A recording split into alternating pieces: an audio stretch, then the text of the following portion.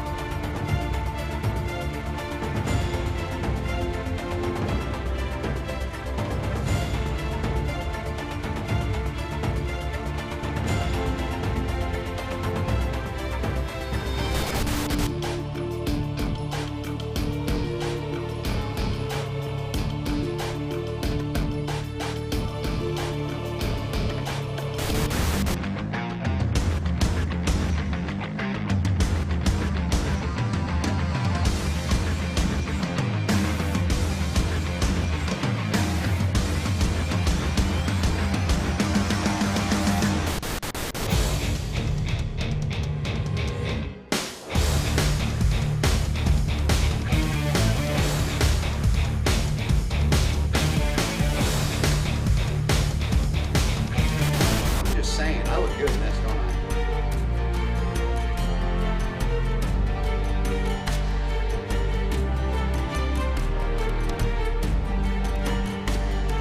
Even the bears love the beanie, see? I'm ripping it off. Come on.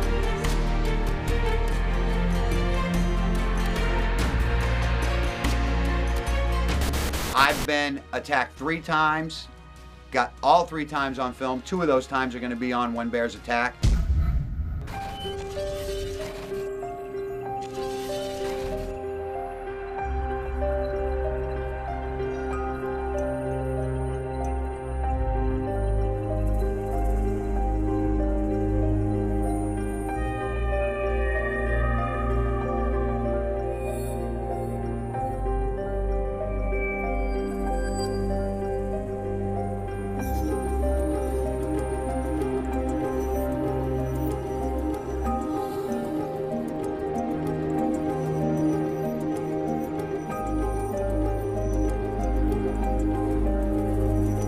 We're calling at the same time, you know, and this guy's coming back.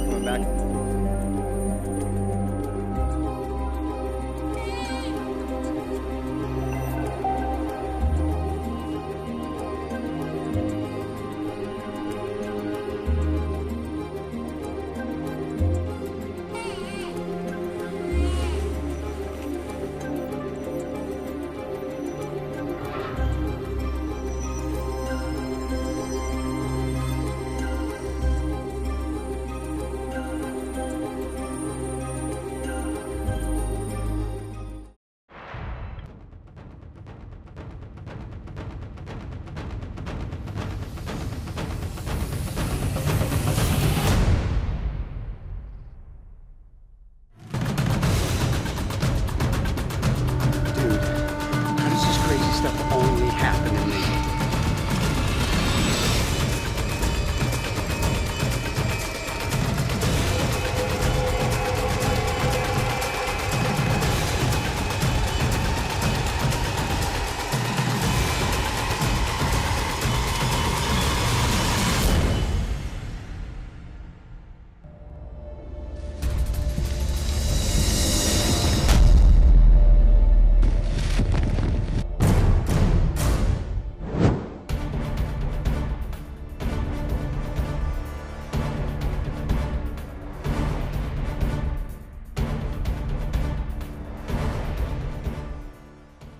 We start our year-long bear journey in the spring calling bears. Now, calling bears, most people, honestly, to be completely honest, because I've been in literally hundreds of bear camps, they pretend like they know how to call bears, and they give you the same advice as if they were going to call a coyote or a bobcat. And that is absolutely, positively not the case, and we're going to show you why. We're going to show you real-life situations on how to properly call a bear. The first thing you want to pay attention to when you're calling bears is to take the time to set yourself up correctly. Many people do not do this, and calling bears can be very, very dangerous. Maybe the most dangerous form of hunting if you don't know what you're doing. So what you want to do is you want to set yourself up properly. And what I mean by that is you got to have your back covered at all times, because that bear is coming, and we're going to show you to what degree that bear is coming, but that bear is coming, and the last thing you need is a silent ghost of the forest to come up right behind you and pounce on you.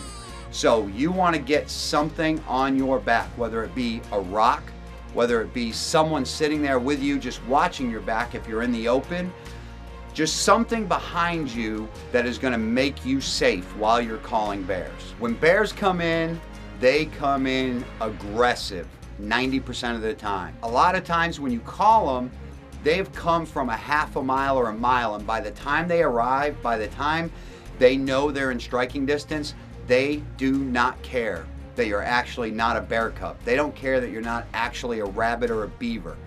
They're coming to eat, and they've got it in their mind by the time they've made it that they're gonna eat, whether you're human or whether you're a wild animal that they normally come in to eat. I was actually in New Brunswick one time calling bears and made the mistake of setting up on what I thought was a deer trail that ended up being a bear trail. And as I was calling, the bear came down the side of the trail and smashed directly into my ground line. And I gotta tell you, if you don't think you're scared, no matter how tough you are, when a bear pounces on your ground line and you're rolling around in a piece of fabric and there's a bear on top of you growling, yeah, there's nothing like that. Now, a bear's either gonna come in two ways. He or she is actually gonna be running aggressively, ready to pounce. It's not gonna stop until it gets its prey, or it's gonna come in very stealthy, almost like a US Navy SEAL or something. It's gonna come in very quiet. It's gonna hide behind trees, go from tree to tree to tree until it actually sees its prey, then it's gonna make the attack. Now, bears in open country, they typically come in aggressive, flying full blast, only because they have to. There isn't a lot of big woods that are gonna hide them while they're coming in. Now, bears in big country, big wood country, like Maine and New Brunswick and Quebec and areas like that, they'll come in a lot more stealthy for two reasons. One, they can. There's plenty of forest for them to hide behind. There's plenty of trees for them to just sneak in and be quiet. That's what they do best. The second reason is typically a bear in the big woods, they're eating big game.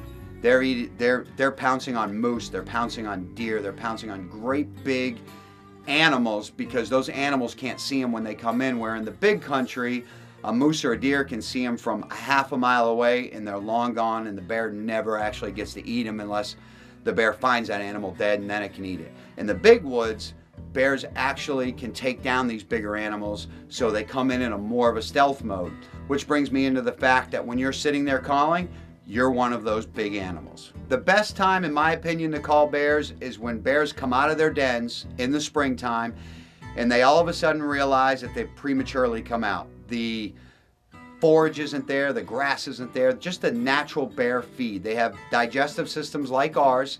They like to eat food that they like. And as ridiculous as that sounds, meat is one of the foods they like best. So they come out, there's nothing to eat. They go into instant carnivore mode, which means they're going out and they're going to try to find beavers, fawns, deer, moose, calves. The list goes on and on and on, but they're basically going to go out and they're going to try to eat meat, which they typically don't do. They don't want to do, but they do it out of necessity. So this is the best time to call bears, because you can act like an animal that's struggling. You can act like an animal that's dying. And when you do that, it's an instinct with a bear. It just turns on in their brain. They can't help themselves. They come. You're saying there's food over here, and they're coming to that food. Now, to show you an example of a bear coming in a typical open country, a bear coming in, how you're calling it, how it's reacting to how you're calling, we're going to Pink Mountain Outfitters in British Columbia. This is one of the premier places you can go in the entire world and call bears. Lloyd is an absolute expert at it. He does it in his spare time. He'll just call a bear in, leave it alone and let it go. Just practicing, just watching the bears, seeing what they do. Couldn't have a better example to show you than what Lloyd does, what we've captured up there at Pink Mountain Outfitters.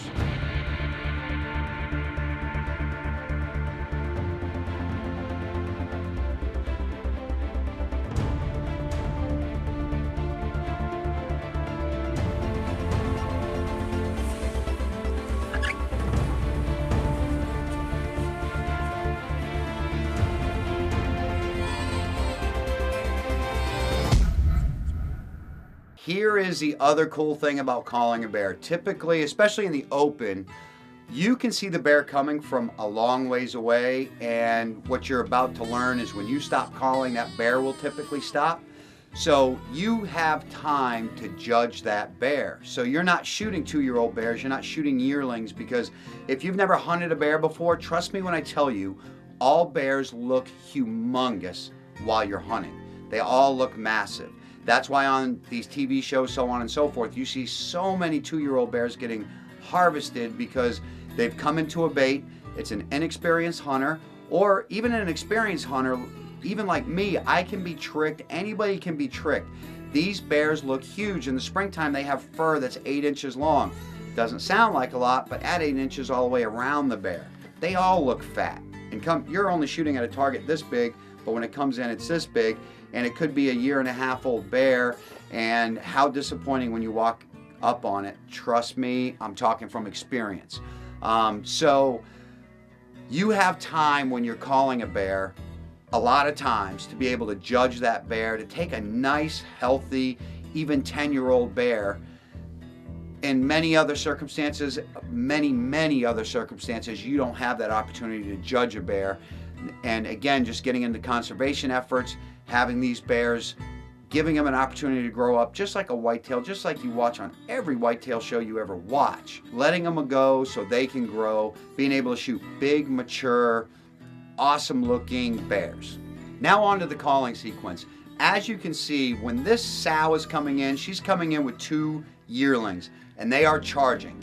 They are coming to the call, plain and simple, right down a road in the wide open. What I want you to pay attention to is when Lloyd quits calling, the bear quits coming. And you got to remember, that is happening when you can't see the bear. As you're calling, the bear's coming. When you stop, the bear stops or slows down to a ridiculous pace that you don't want the bear to slow down to. So watch very closely. Okay, see how she slows down? Now look how she's picking up speed again because the calling has started. Now she's slowing down again, there's no calling going on. Hit the call, here she comes.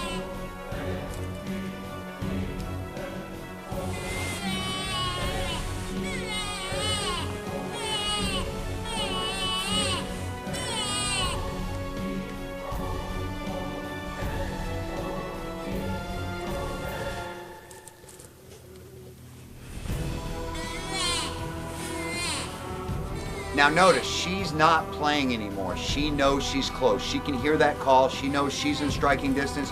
She is not playing. She's coming in to eat. Now in this situation, if you're in the thick woods, you might be in trouble. Just think about it. You actually can't see this bear yet, and she is absolutely committed on feeding her yearlings and feeding herself. Go on. Okay, now check this out. A couple of grown adult men have stood up. This sow sees them in plain sight. There's no question what she's looking at. There's human beings there, and she still doesn't want to go away. I show you this because of the importance of how committed they are when they get there. That's why you have to be so careful when you're calling a bear. Dad. Hey. Dad. That's not funny.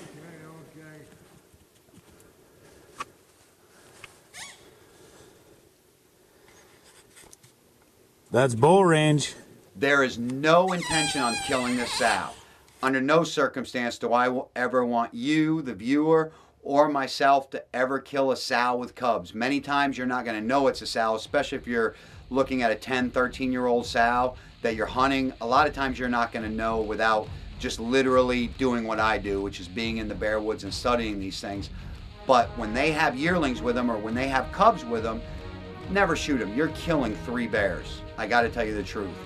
These big boars are going to come in and kill these cubs. So we absolutely positively do not want to kill this sow, but we do want to educate you on calling bears, and she's putting on a show for us, and she's showing us in the wide open exactly what I want to tell you, to have some film to be able to show you, not just tell you exactly what I'm talking about.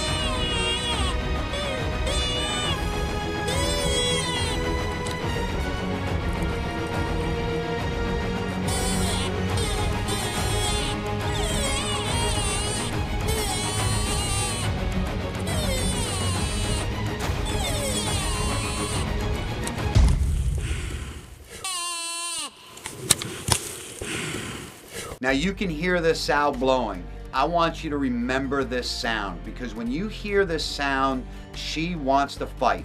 There's humans between her and her food, and she would much rather fight us for that food than to turn around and run.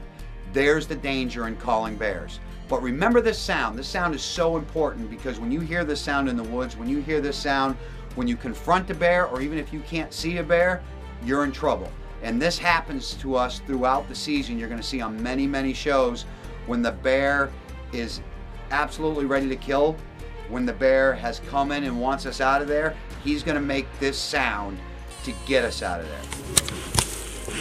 With one more fight call, pretending like we're another bear, actually, with the same, kind of speaking her language, we're telling her, yeah, we're willing to fight you. Here she comes again. In this particular situation, we weren't torturing the bears. We did this for humans, for hunters, for people that aren't hunters, for PETA people. We're doing this for educational purposes. We did this for educational purposes so that we could show you just how dangerous a bear can be when you call it in. That bear, even though knew that there were humans there, did not care.